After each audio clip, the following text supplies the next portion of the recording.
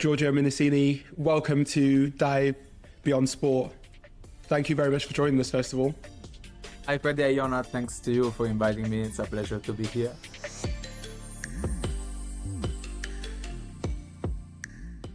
Awesome. Well, first thing I would just want to ask is, tell us a little bit about yourself. How would you sum up your journey to this point? Say you were in an elevator, you have to give an elevator life story.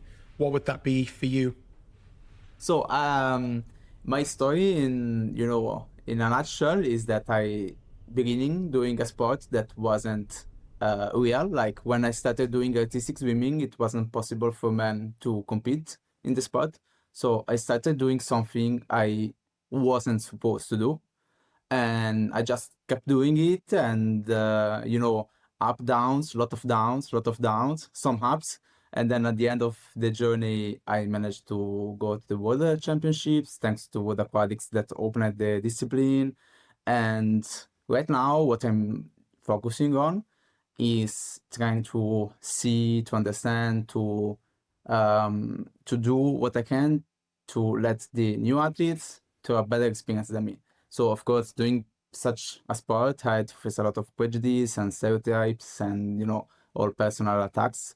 And I don't want young athletes now to live the same that I did. So I want them to have a better experience, and I'm just trying to, figuring out how to do so. Man, what an intro. Giorgio, I guess because obviously one of our pillars is identity, and I think for me there's lots of things to ask you about this, but I think particularly one thing you said there is you were doing something that you weren't supposed to do.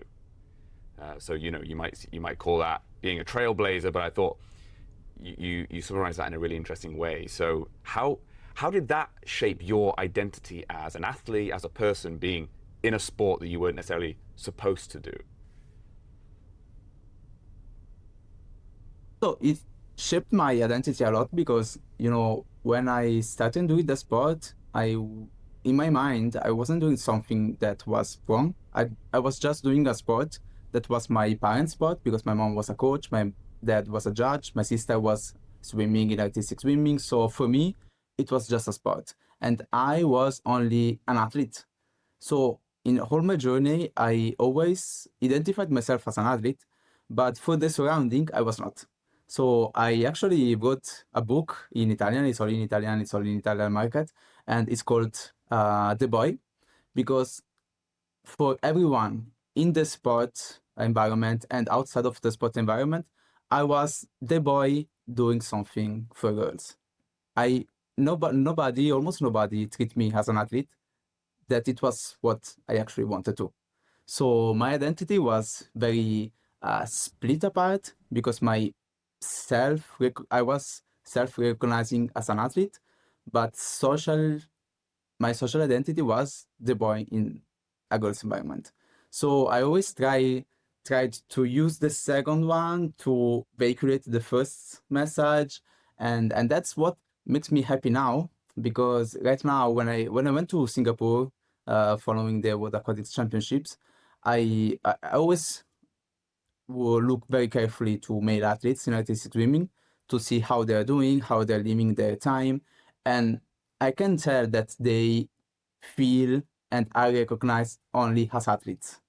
So they're not the weird element in all the same sport. They are what I wanted to be. So it's actually it makes me happy a lot for them. It makes me happy for the journey we had. My first generation, we were 6 boys at the first World Championships. So we had, came a lot forward from where we started. There's still a lot to do, but yes, that was basically it. So yes, split identity. That's amazing, and hats off for that journey, because I can appreciate the challenge of being in something that people maybe think you shouldn't be a part of. However, yeah, from your perspective, having parents and family members that were just a part of the sport, that was just the path that you went down. Was that I guess how aware were you when you were growing up of your parents' kind of involvement in artistic swimming, and what were the other options for you? Was it always just going to be artistic swimming that you did? Did you just do it from a young age and you just wanted to do it forever, or did you kind of have other options that you were kind of weighing up, and then artistic swimming became the choice? What was it like for you? So I always liked all the sports. So my dream when I was a kid, I always tell to everybody, I want to go to the Olympics. And the people ask me, in which sport? Every sport. I wanted to go there, compete in every single discipline, and then let's see who did better. So yeah, as a kid, I just loved sport, doing sport. And I tried a lot of stuff. I tried soccer, of course. I tried water polo. I did 10 years taekwondo. I I came second in Italian championships. I lost the final 6-5. I still remember that last kick I took in the last 10 seconds that made me lose the final. So I was very involved with that. But yes, I was involved in sport. But my parents were very smart because when we started, I told you my sister was swimming, my brother was swimming too. And when we started, they immediately told us, guys, this is awesome. We support you. There will be people telling stuff. There will be people saying, calling you names, and they just prepared us to what we were going to face. And I was a very stubborn kid. So when I start when this stuff beginning started, I was like, okay, now I want to demonstrate these people that they are wrong and I'm right. So I just chose artistic swimming, not because it was my favorite sport or what else, just because I wanted to prove that we were right and other people were wrong. So yes, it's just stubbornness at its maximum. And well, I don't know if I did it. I don't know if I demonstrated that we were right, but it was quite a journey.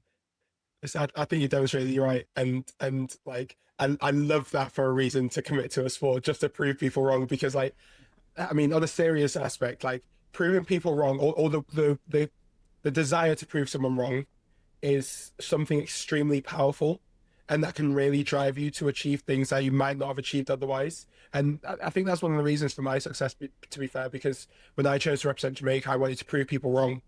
That was something that was very important to me, and that fueled me to work hard every single day to achieve that success. Just to say, "I told you so." Obviously, not to their face, but just to have that feeling, right? So Yeah. it's extremely powerful. But that seems like such a conscious thought in your mind at such a young age, to be like, I want to prove all these people wrong that I can do artistic swimming. I think that's so strong. And I was literally just about to ask, like, why was it artistic swimming? Like, what did you love the most about it? But I think you've answered that already. No, I have to tell that artistic swimming is quite an interesting sport because it gives you, if done properly, it gives you a lot of opportunity to play and test with your body and try to figure out how you can do better. It's like there's something new to discover. That you will never reach the point where you say, I know everything about this sport. Now it's just a matter of doing better. And of course, when done properly, because it's like all aesthetic sport, there's a lot of, you know, uh, potential problems if you have abusive coaches and all that stuff. But no, it is an interesting discipline. But of course, that push was strong. Like since I was so involved in the sport since when I was very young. Like I was in the pool at 0 years old. Like first day of life, I was in the pool with my mother coaching. So I really I never saw this sport like a female sport, and it was so wrong for me to know that other people, treated it like something else. And I also, when I was very young, I saw Bill May, that is this American guy that he was the man in artistic swimming. He started swimming like 10 years before us. And I saw him swimming. I saw him surrounded by girls, and I was like, okay, this is interesting. But apart of that, I heard the story that he wanted to compete in Athens and he couldn't because he was a man. And I was 5 years old, and I was like, this is so, so wrong. And I cannot accept it. So it was, a lot of different stuff, and it came all together in the same place, and that from that point on, it was all like that. When I was in Italy, people were like, "You are in the wrong place." Yeah, Italian national team head coach was like, "I will never take you," and I was like, "No, I will show you." So it's like that was the starting point, but of course, it is also an interesting discipline. I mean, since you mentioned Bill May, I wanted to ask about that because I think I read this really nice thing about you in the European Championships in Rome in 2022, I believe. And Yeah, 22. and you saw Bill perform for the first time in Rome as well, in the same pool. Is that right? And so like you had this inspiration moment, and then everything came full circle where you're suddenly emulating someone that you looked up to. And if you could like tell us about that experience. Yeah, so when in the first year of 2000s, we had these open championships in Rome. All country from all the world came and compete in artistic swimming, and that was the first time I saw Bill swimming, and I saw him like a couple of times. And of course, this was another things that came into place. Um, I think that if it wasn't for Bill, probably me and my brother wouldn't start doing that sport. And if it wasn't for our family, probably to see Bill wouldn't be enough. Because it was the two things, because I heard a lot of people telling me I always wanted to do this sport, but my parents didn't agree because they were fearing I would become gay. So all that kind of prejudice. So yes, of course, seeing him was like, this is what I want to do in the future. He was 20 years ahead everybody else at that time. And to swim at the European Championships, that was in 2022. It was the first time male solo were allowed. So first time for a man to win a medal swimming alone. It was in the same pool, and there were a lot of young boys watching the competition. And for me, was like, of course, my thought was like, who among them will tell this story in the future? And I was, it was like, this is so nice. It's a nice moment. I just want to enjoy it. I don't want to think about too much, just enjoying it. And it made a lot of sense. It made a lot of sense at that time. And now we're working together with Bill. We have some plans. So it's like you don't want that moment in time to be there and be the best moment in time. You want that to guide you towards your future. Yeah, that makes total sense. And I mean, speaking of that moment guiding you towards the future in 2022, your work, Bill's work, and the rest of the kind of male autistic community's work at that time was influential in changing the rules around Paris to include men, or at least allow the inclusion of men.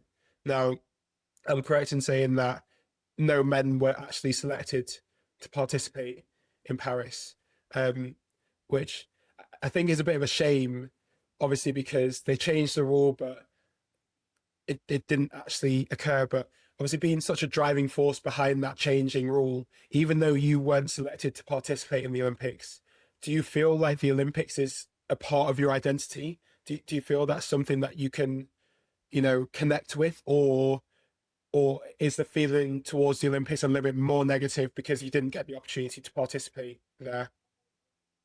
So that's a lot of things to say about that. Of course, when we qualified, me and Bill both were in the team when we qualified. So he was swimming for USA, I was swimming for Italy. So we did qualify. We were the first man qualifying for the Olympic Games.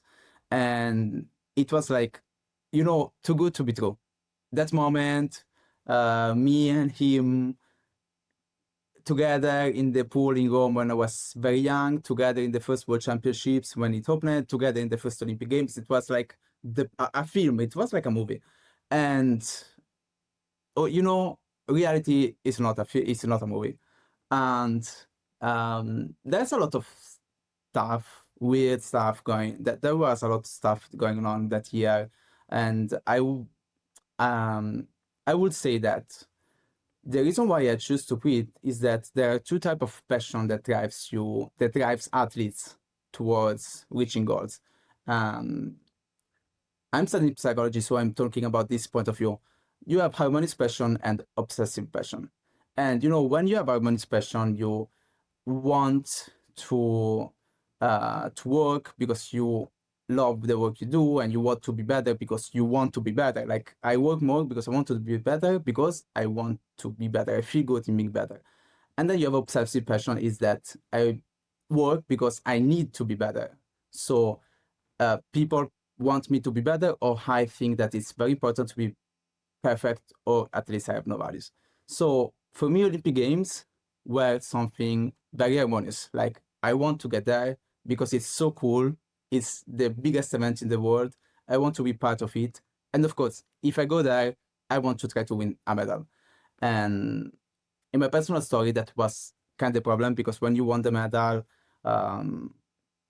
you don't, there are different philosophy of approach. So if you want the gold, you are prone to risk to lose the bronze. Okay, so you have to risk to get the gold. You cannot say, let's do what is safer and all hope or for the nothing, bronze. almost. Let's go all in. Yeah. I mean, Olympic bronze is so good, but if you go safe, probably you don't get the bronze also. So apart of that, after that experience, I was thinking about myself. I was thinking about, okay, I really want the Olympics. It's 4 years, I can do it. I just pause my studies, I pause everything, I focus on this, I go to the Olympics, and then start living again. And this is obsessive passion. It's literally the obsession that cuts every other trench of your life, study, personal well-being, physical well-being, and I go all in on this. Yes, I will, in 4 years, after 4 years, maybe I get the tattoo, and then life starts. So, okay, I can live without that tattoo, because right now my passion, my most passion, is on something else, and I didn't want to transform that passion in something that was obsessive, and that would have left me with a better memory from sport. That's a brilliant answer. Sorry, I just had to say that, Freddie. I know you got something to say, but that's an amazing answer. I love the breakdown of harmonious passion and obsessive passion. I've got a similar theory in my head. Same kind of vibe, but enthusiastic commitment and constrained commitment. Exactly the same thing as what you just said. But yeah, amazing answer. Sorry, Freddie.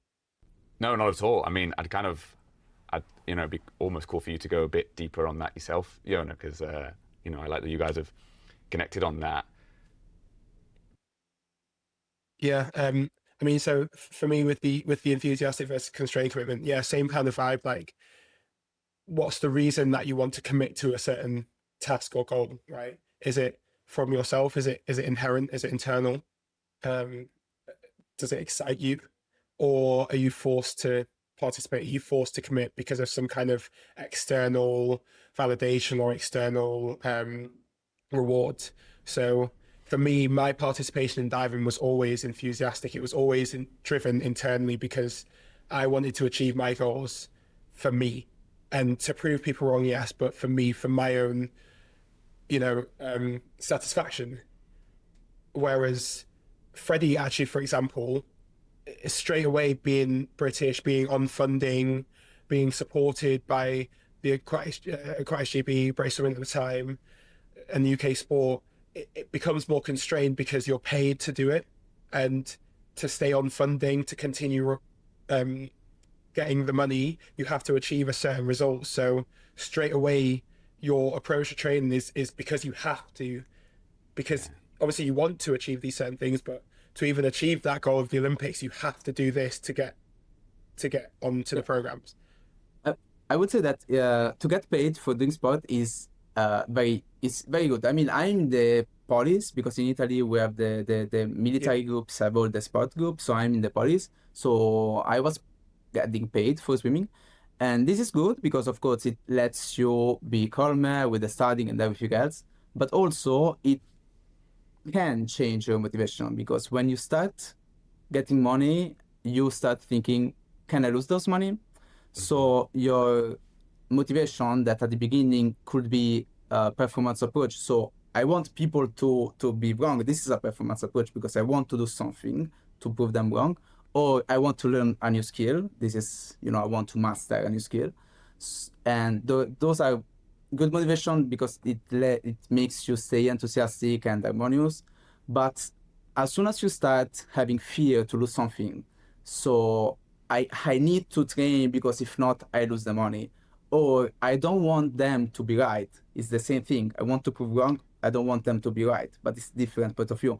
So if you start thinking about what you don't want and you want to avoid that, this is different, and it pushes you toward obsession. It pushes you down because you tend to, if you are afraid from danger, you see danger everywhere.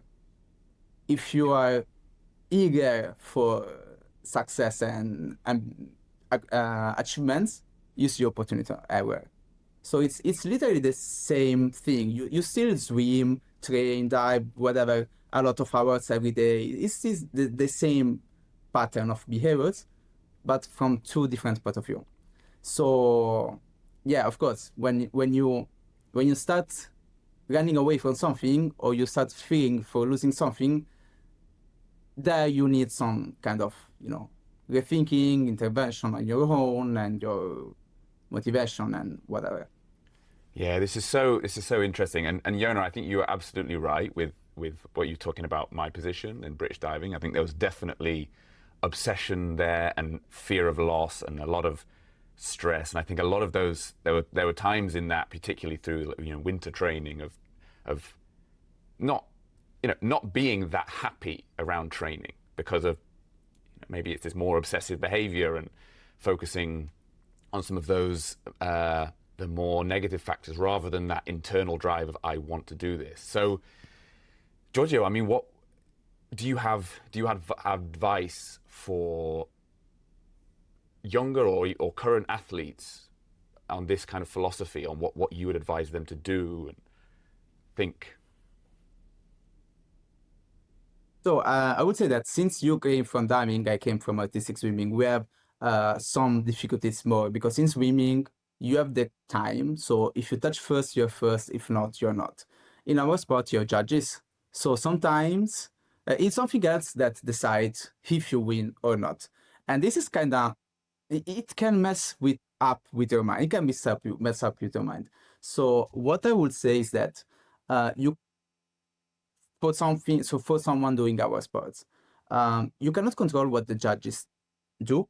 You cannot control what scores you will get. What you can control is what you do, how you do your movements, and how much you, I don't know how to say.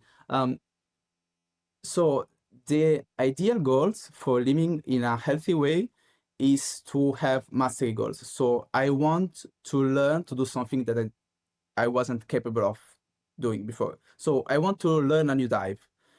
If you want that, because then the judges will give you higher score, it's very likable to be deluded, to be, to not achieve that goal, because it's someone else that will give you the score. So I want to learn this new dive because it may give me an advantage, but because I really want to improve as a diver. I want to learn to stay more time under water, no breathing, because I want to be a better artistic swimmer. Then this may or may not gives me better scores. I don't have full control on that. I can raise my probabilities of getting good scores, but I cannot have, guarantees. But I want to be a better artistic swimmer. So that would be my advice. So really focus on what you want to be able to do after a certain period of time. So this year I want to be able to do this stuff, and this may or may not gives me better positioning, better scores. And of course, I will be happy if it does. I will be less happy if it doesn't. But I will value myself on how I did my work to reach this new skill and get this new mastery. And it's very difficult because we love our coaches, we esteem our coaches, and if we have coaches that see this mentality, it helps us. But some coaches really see only results and medals and points. So if that's the case, that's no shame in seeking help. So there's a lot of competent people, sport psychologists and mental coaches, and of course you always have to be very careful with that figure. You want to have someone that's very well prepared, but that's no shame about doing that. A lot of people really think it's if you need help, you're not strong enough, but that's right the opposite. If you are capable of understanding that you may need help, it's super strong person that does that. Yeah, that's all 100% true. It's kind of like the internal versus the external rewards that you were speaking about. Like, if you can value things internally more than the external reward that you might get for doing those things, then you're more likely to find success. But it doesn't guarantee success. It just gives you the opportunity to find success. But I can hear everything you're saying. It sounds like a sports psychologist, and it makes sense since you're studying psychology. It makes total sense. But underneath all that, there's clearly some really, really strong values and strong principles in there. So, you spoke earlier about your parents being smart and preparing you for the people that you might face doing this sport that was not seen for boys. But maybe other than them, maybe it's all them, where do your kind of such strong values come from, your principles come from? Is it from the lessons that you've experienced, or is it from the teachings of other people? I would say that, of course, family is very strong source of our values and friendships and teams. I would say that a lot of my values comes from the people that helped me. So I had a lot of struggles in my career, and every time a person helped me, I was so, it was just good to have this feeling of people caring about you. And I was like, okay, maybe it's good to do it again for someone else. So, I think that this is something still being studied, but if you help someone, it's more probable that these people will help someone else. So I got a lot of help. My biggest value is trying to give as much as help as I received. Of course, this was from my family, but a lot from my coaches and my teammates. Like, I was alone, but never alone in my journey. So yeah, I would say that. And I had a lot of opportunity of doing that. Is since 8 years ago, I'm working with this association in Italy. It's called the Progetto Filippide, and we have athletes with Down syndrome, autism, and they do running, swimming, artistic swimming. I work with them, and it's so interesting for me, and it's so fun, and sometimes so hard because, of course, it's not easy, but it's just, I got so much, and I'm so happy to have the opportunity to give back in a way that's also meaningful, and I just feel like about that. Yeah, I guess you're mentioning your routines and performances you've done in particular with Ariana Sacripante. I probably didn't pronounce that right, but that's correct, right? Yeah, that's perfect. Thank you. I can tell you were in Italy for 20 more days. Yes, we're getting there. The language itself isn't really there, but maybe the pronunciation's doing okay then. Just prego. Prego, perfect. Oh man, but that, I mean, I think obviously those are, you know, really, really wonderful stories. And I think I heard you say that actually the most meaningful thing that you've done in artistic swimming is the work with this project, and that really stood out to me. Yeah, so it is. So to make some context, Progetto Filippide is this sport program. It's based in Rome, and as I said before, we let athletes with cognitive disabilities to do sport.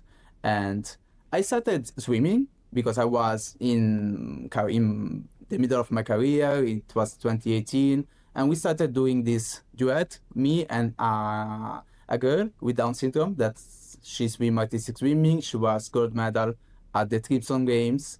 The year before, I was gold medal at the World Aquatics Championships.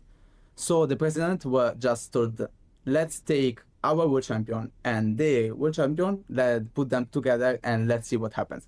What happened is that I'm still swimming with her. So I retired. I choose to stop swimming, but I still swim tomorrow. I'll swim tomorrow morning with Arianna, because of course I cannot tell no to her, and it's very special. But also now I'm doing coaching for them. So I coach the rest of the team. We have, with the project, really think that this kind of these athletes, they are first of all person and athletes, and then with disabilities. So what we want to show is that it's possible to do integrated sport. So we are a mixed duet, but we have also a mixed team. So two non-disabled athletes and two cognitive disabled athletes with cognitive disability. So, and what Freddie was referring to is that when I won my first medal, I got in troubles, because I was like, in the years, my motivation changed and everything else, and I reached a point when I thought that if I win a gold medal, I will be satisfied and my life will be fixed. So you win that medal, and this doesn't happen. You awake the day after, you look in the mirror and you think, man, I the same person that yesterday. Nothing changed. So what else can I do? And you just get lost. At that time, it's impossible not to get lost. And when I started working with Arianna, it was like, okay, this makes sense. So I don't feel like a world champion. My life is not fixed, but she sees me like a world champion, and I can use that to make her to feel that she's swimming with a world champion, and she's very proud, and her parents are very proud, and people are very emotional, and this is good. So this is nice, and so it's not so bad to win that medal. It's not, my life is still messed up. At the time I was thinking, my life is still messed up, but this is good, and I want to do that. Wow, that's really interesting. So, I mean, that's the classic athlete contradiction, the dilemma where you achieve the ultimate thing and then you actually become almost less happy. It's so ironic, isn't it? And it's that you hear that from so many athletes, and it's something we've talked about already a lot on this podcast. But that's phenomenal, though, that it's not just that you find meaning from working with Arianna, it's that Arianna has actually given you meaning to your gold medals specifically. That's what I'm hearing, and that's really beautiful, actually. Yeah. That's. But I think you've also created that meaning for yourself as well. Like, you could have won that medal, and you could even done the work with Arianna, but you've created that meaning, which is really important. You've created that value, because, yeah, you could get it. She might not understand what it actually means to you, but you've put it into a position where she can find value in that, but it also gives you real nice value and a real good purpose as well, which is really cool. No, it is. I mean, Arianna's parents, they are very nice. Of course, it's a difficult journey, but they always tell me, Giorgio, thank you for what you're doing, and I always answer back, please don't. I am the one who thanks you, because this is something good for everyone. So you don't need to thank me every time, because I'm doing it out of real, that's something in me happening also. So yeah, no, I'm just happy about that, and then keep doing it for that reason.